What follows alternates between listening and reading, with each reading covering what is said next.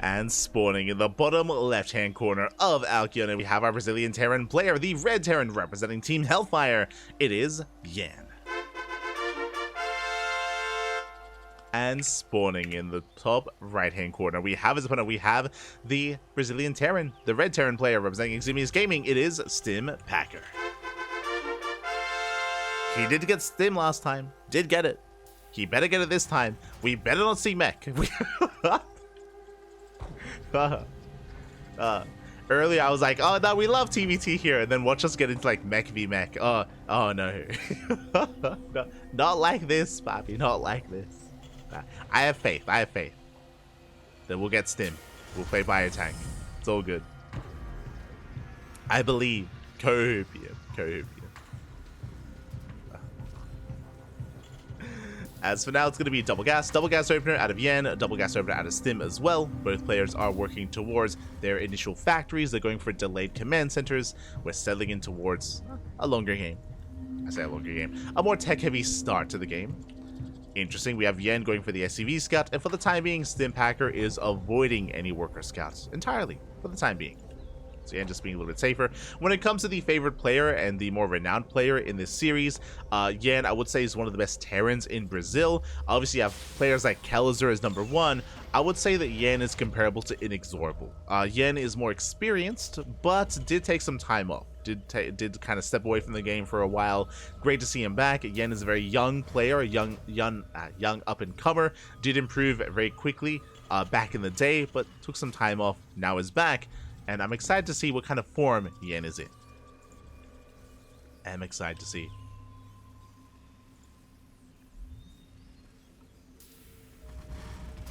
I like watching them, I hate playing them. TvT is the reason I switched to Protoss.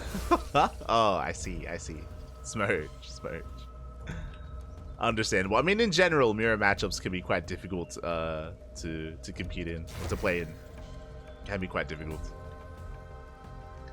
Very cutthroat. As we just see Stim getting ready for his CC on low ground. Reaper has arrived. Yan shoots first. Oh! Does barely shoot first and will force Stim back. Getting a shot off here on the building SCV, but he shouldn't quite be able to get the kill. Does delay. It does get a delay on the CC. Back at home, Yan happily building his own building, or building his own command center. Getting it underway. And there's that 1-1-1 follow-up. I was curious if it was going to be Reacted Reaper Hellion, and it is going to be the case here, at least for Stim. Reacted Reaper Hellion, so massive amount of Reapers and Hellions all the way from the blue Terran player. Meanwhile, Yan, it looks like he's going to be falling back and getting into his own Cyclone production instead. So this means that StimPacker will have more units early on. There's going to be a window. There's going to be a window where StimPacker could try to catch out these initial units, maybe even catch out the Cyclone and snowball from there. As Yan does dip in, does get eyes on the additional Reaper Hellion. Oh, and Yan is going to lose a lot here. Trades out 1 for 1 and has to back off. Yan cannot stand and fight, does retreat. Does pull away, Cyclone is in production, and the Cyclone will be able to defend. Oh! That's KDA charge. Cyclone has arrived, and with it we can hold the line. Focus on the first Reaper. Ooh. The Hellion as well, and can we shut down the initial Reapers? It's gonna be close. Up, 1 left. The Cyclone goes down. Cyclone does fall, but only 1 Reaper remaining, and it just is not enough. Behind this, more Reaper Hellion rallying across the map. And StimPacker now is calming things down, transitioning, getting into bio production, into Marines, and into tanks. But again, StimPacker, can he break his opponent? We still have that now initial Cyclone. Second Cyclone has arrived. We have Marines as well. Reapers, they dip into the main. Yan out of position. Yeah, no, quite a position. 2 SCVs go down. Not a bad start here for StimPacker. But does lose another Reaper. And the downside here, even though StimPacker does take a worker lead, as he even gets potentially another SCV on the low ground. Back into the main.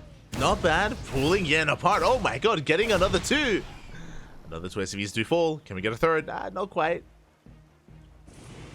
But that is 4 worker kills in total. StimPacker does take the worker lead. What I was going to say here is the downside is that we did heavily invest into Reaper Hellion, and that does mean that our tank production was delayed, but we're actually keeping up. StimPacker and Yan, they both have one tank, both have one Raven. Cyclones are in favor of Yan, and he's going for a counterattack. He wants some SCV kills to equalize. Does boost in towards the natural. At the same time, Reaper's into the natural as well. Tank is in position. One SCV. Yeah, one SCV for 2 Reapers. Not the best trade towards the end.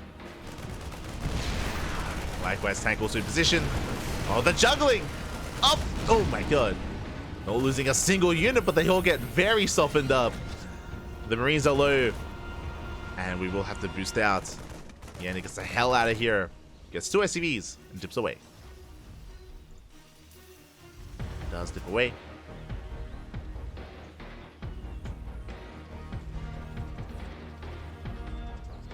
Likewise, third TC in production for both players. It is slightly faster for Yan, but only by a couple of seconds. Third base also on the way for StimPacker. We're calming things down. We're building up.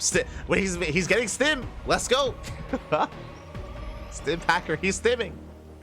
And soon so will Yan. Biotank versus Biotank. Do appreciate it.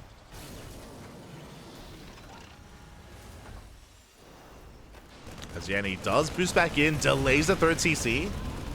Nice little pickup. We saw something similar at the start of the game, where StimPacker's natural was also delayed. Ooh. Oh, as we do lock down the army. Very nicely done. For those that are curious, if you disable the medevac, it cannot boost. The medevac cannot boost away. So StimPacker able to lock the medevac down. Make sure it did not escape. Cheeky moves.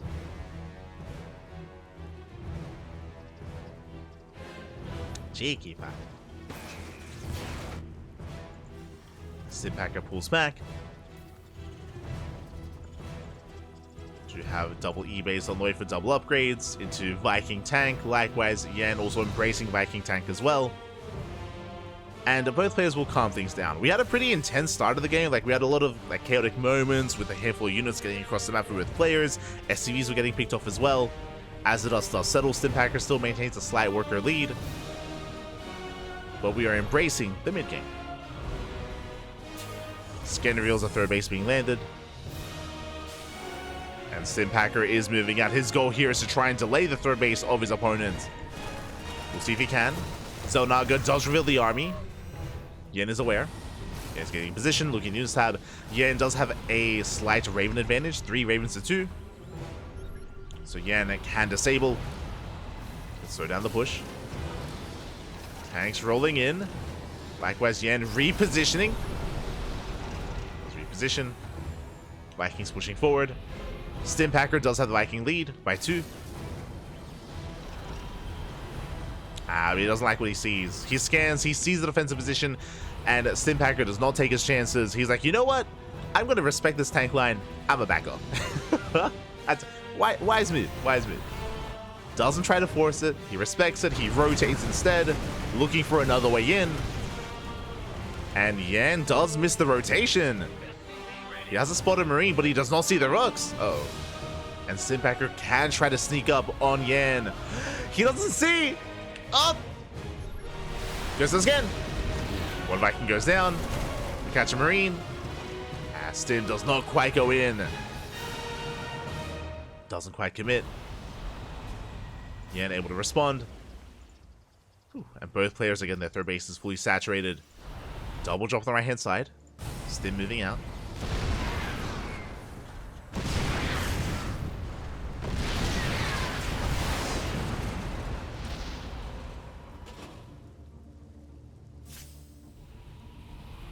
Poking on forward. The tanks, of course, within range of the Gas Geyser. Gas Geyser gets picked off. Vikings now in favor of Yan. Mass disable! We're going in! Oh my god, every tank gets disabled, and with that, Yan, he catches out his opponent. And StimPacker is going to lose everything. Big tank volleys going up. Oh my god. And a massive catch. At the same time, Stim does drop into the main. Drops into the main base, gets a handful of SCVs. But this is still not enough damage. We can disable the tanks. We land the Vikings. The Vikings land, and the cleanup is just a little bit too good. Yanni shuts down both armies. Oh no, no, we came back too soon. Come back. Extra damage, extra tank volleys. Okay, StimPacker getting a little bit more value out of that drop. Just a little bit. But overall, that was a better trade for Yan. You can see the trades here. Yan, he killed 7 tanks and 20 marines. Now, thankfully, StimPacker at least saved his air army. He saved the Vikings and the Ravens. They were able to escape, but he lost so much more. His tank count was reset, and now Yan has a massive advantage. You may look at the supplies, but the soup does lie. Where the supplies look similar, but it's about the quality of the army. Basically, StimPacker is relying on purely marine. StimPacker has more marines, meanwhile, Yan has more tanks.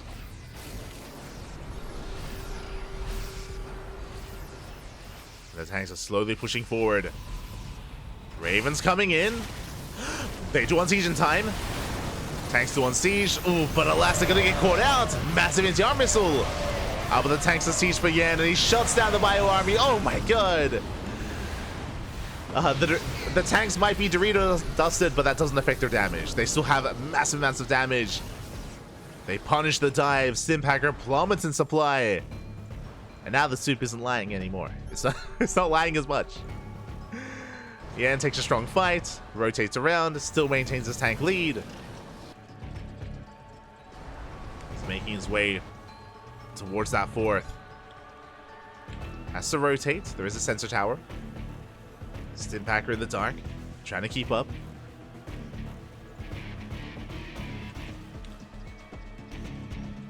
And even though StimPacker is down in supply, he can still take a fight if he's able to outposition his opponent.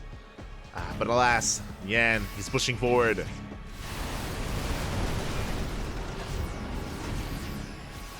Tanks gonna be sieging.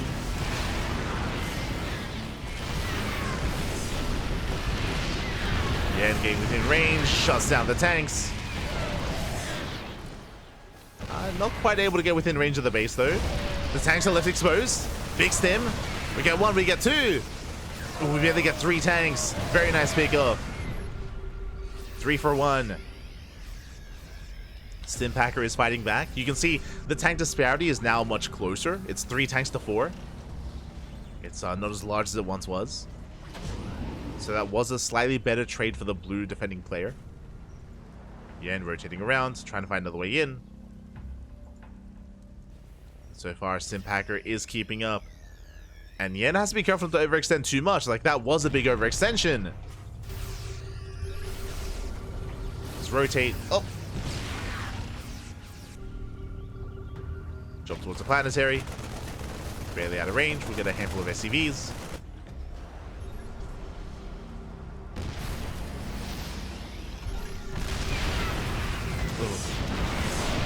Yeah, so it looks like this tank is not going to go down. Up, there we go. We stim in. Pick up the tank. 2-2 is going to finish up in 10 seconds, and Yan is going to have a massive upgrade lead when it comes to the bio army. Drop into the natural. 13, 14 SCVs going down. And Yan just pulling StimPacker apart. Stimming on forward. The upgrades kick in. And the tanks behind this. GG gets called. It's just too much, and Yan will take game number 1. GG. Oh my god. GG, well played. Yan will take a lead here, but it was quite a back and forth. There were good moments for both players. There were moments where Yan was taking some damage, where StimPacker was popping off, but there was that kind of big crucial moment when StimPacker was moving outside of the natural, when he was sieged up within range of the gas geysers, and when he got disabled completely. His Vikings were out of position. Again, there is a dance that does occur between the Viking and the Raven, where the role of the Viking is to zone the Ravens away early on. It's to zone them away to make sure that doesn't happen, to make sure that the Ravens aren't able to get the disables off on the tanks, or if they do, they get lost as a result. You trade them out as a result, as more of a suicide tactic. But alas, the Vikings were out of position, and with that, we saw Yan was able to disable everything, dive on top of the army, likewise drop into the main, was a little bit lackluster as well, did not do enough, and Yan took a massive lead. We saw that StimPacker was able to have some moments after that where he was recovering. True, he was recovering, but unable to fully recover. And now we're getting into game 2. We're jumping into that second game. And we'll see if we can force the ace match, or if it goes the way of the Yan. As spawning in the bottom right hand corner of Oceanborn, we have our Brazilian Terran player, the Red Terran representing Team Hellfire, leading the series 1-0. It is Yan. And spawning in the top left-hand corner, we have as opponent, we have the other Brazilian Terran player, the blue Terran representing Ximius Gaming. It is StimPacker. Here we go.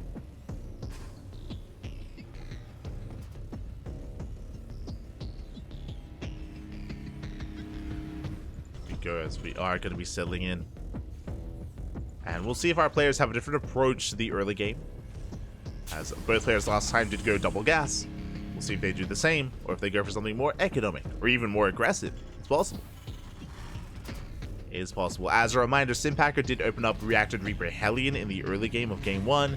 Once again, double gas for both players. Once again, faster factories. We'll see if StimPacker embraces the Master Reaper Hellion for a second time, or if he goes for a bit of a different approach.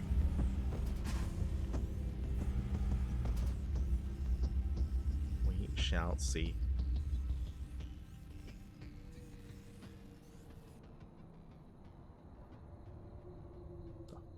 As Yan once again going for the SCV scout, StimPacker once again avoiding any kind of SCV scout. Not really too concerned with what Yan is up to. Confident that Yan won't cheese him, and I mean, he's not wrong. there is no proxy. Yan confirming that the Rax is on the high ground. Factory's on the way. I mean, Yan is the slightly more favored player, so it makes sense for Yan to just play it out safely. Even if it means he's a little bit less efficient, he's a little bit less economic, safer overall. I say it's all good.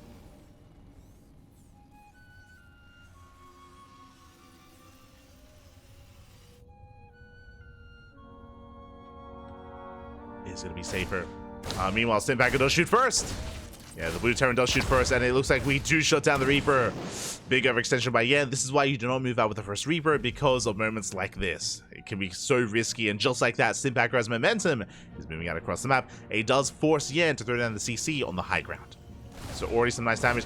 No, it's time for the other player to overextend. StimPacker, get out of here.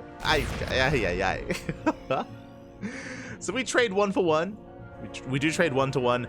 But it was a slightly better trade for StimPacker because his CC is on location and Yan's is not. And the big reason why it isn't is because he lost the first Reaper. So, slightly better trade here for StimPacker. Behind this, getting to his 1-1-1.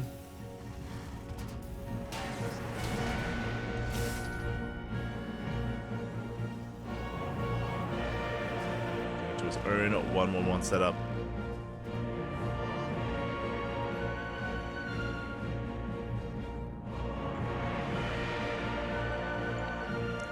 And this time, both players are going to faster Cyclones. I referred earlier that StimPacker did commit a little bit harder to Reaper Hellion in Game 1. This time, he's avoiding that. Will avoid that. Yeah, it hits the natural, trying to delay. Successfully does do so. Delays the CC. Oh! It's going to be forced back by the Cyclone. Yeah, let's get the hell out of here. Landing his own location.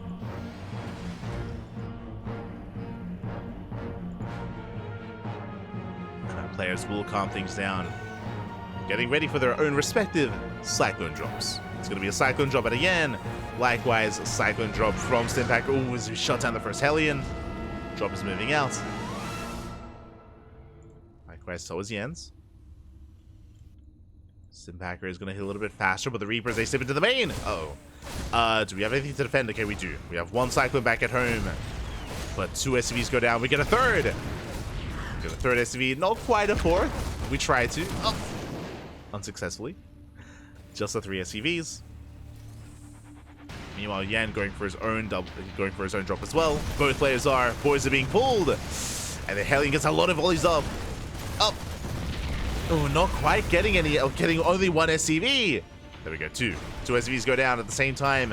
Yan gets across the map, going for the Cyclone. It's going to be shut down. The lock-on. Oh my god, we barely don't lock on. But the medevac is under fire. Medevac taking a lot of hits. Has to boost the hell out of here. But in the aftermath, the Yan still has the slight economic lead.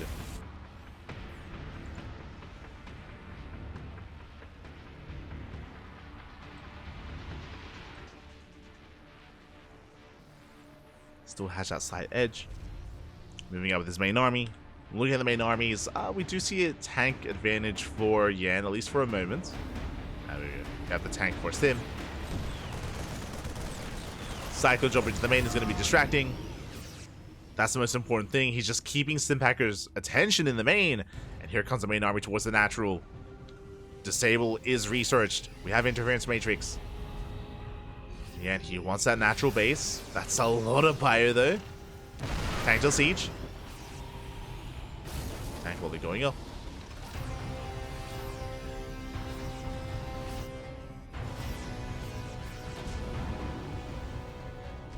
Mikey, oh no! Oh my god, almost gets the medevac. Ay, ay, ay. Calm down. Almost does get it. Yan pulling back. Doesn't break the natural. StimPacker holds. And behind this, Yan is getting a third TC.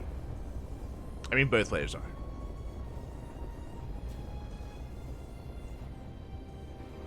Both players are expanding. No major damage, no major losses. Yan was like kind of fishing for some key pickoffs, but didn't quite find them. Didn't quite get them in the end. Yan will retreat. And now we can calm things down and embrace a longer game.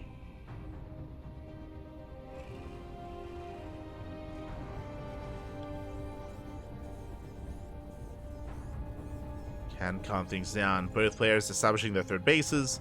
Again, StimPacker slightly ahead with an orbital already morphed in, so he can mule. Meanwhile, orbital just now on the way for Yan. Both players will be building up. StimPacker will move out. Scan does reveal this. Big scan here for Yan. Does reveal the army. He has a spotter marine as well. And Yan is going to take advantage of the high ground. Yeah, we'll siege up. Oh, does scan. Up and running. Forcing Stim to rotate. Still committing. Tanks do siege. Here come the disables. Order turrets instead. The disables are better here for Yan. He's gonna shut this down. Ay, ay, ay. StimPacker panicking a little bit there, and GG gets called. One engagement is all it takes, and Yan will take the series 2-0. GG. Oh my god.